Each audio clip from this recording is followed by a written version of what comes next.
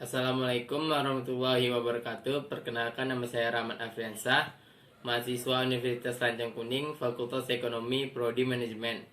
Baiklah, saya akan menjelaskan tentang sewa guna usaha atau leasing dan model venture. Baiklah, yang pertama saya akan menjelaskan tentang sewa guna usaha atau leasing. Sewa guna usaha, pertama-tama kita harus mengerti apa itu sewa guna usaha.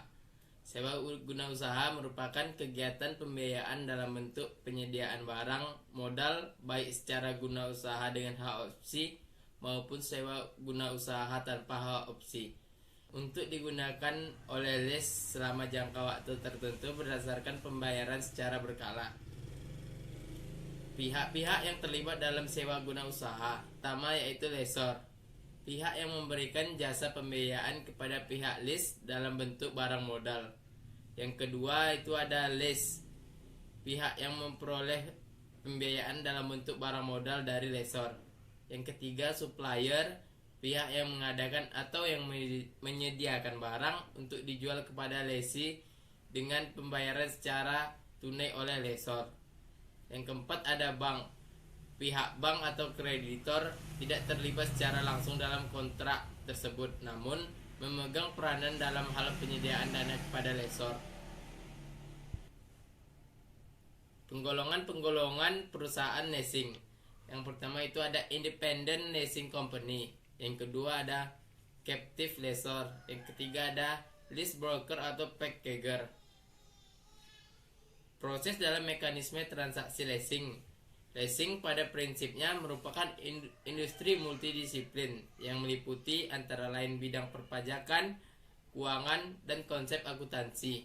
Mekanisme leasing tersebut merupakan dasar-dasar suatu transaksi leasing atau biasa disebut dengan basic lease. Selanjutnya saya akan menjelaskan tentang teknik-teknik pembiayaan leasing. Yang pertama ada finance lease.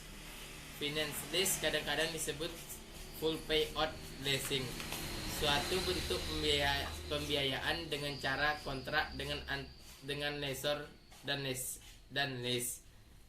Finance lease dibagi dalam bentuk transaksi. Yang pertama ada direct finance lease, sell and lease back, leveraged lease, syndicate lease, cross border lease, dan vendor program. Yang kedua ada operating lease, disebut juga sewa guna usaha biasa, suatu perjanjian kontrak antara lessor dan lease.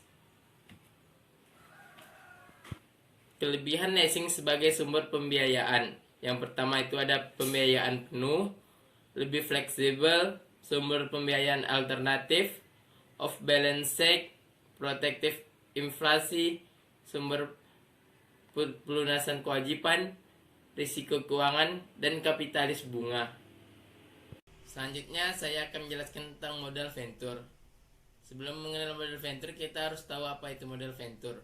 Modal venture adalah pembiayaan yang memiliki risiko tinggi atau modal yang ditanamkan pada usaha yang mengandung risiko.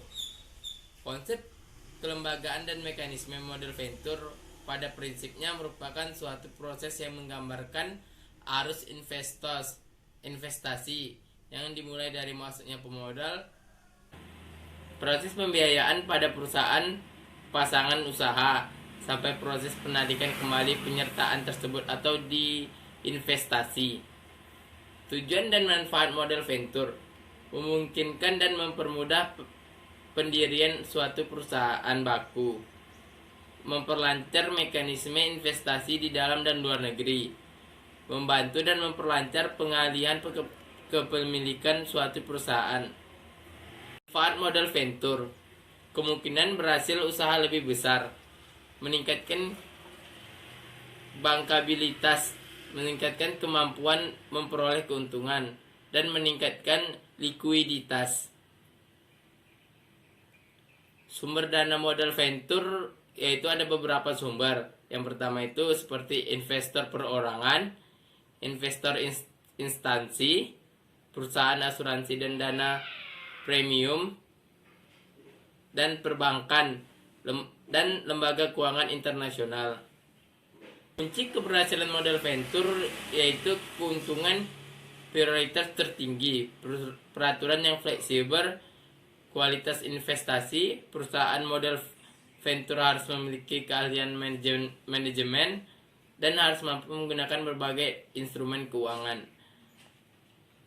Hambatan modal venture yaitu kurang tenaga profesional, pasar modal kurang mendukung, ketegangan pengusaha atas penyerahan sebagai saham, banyak pengusaha yang kurang berminat.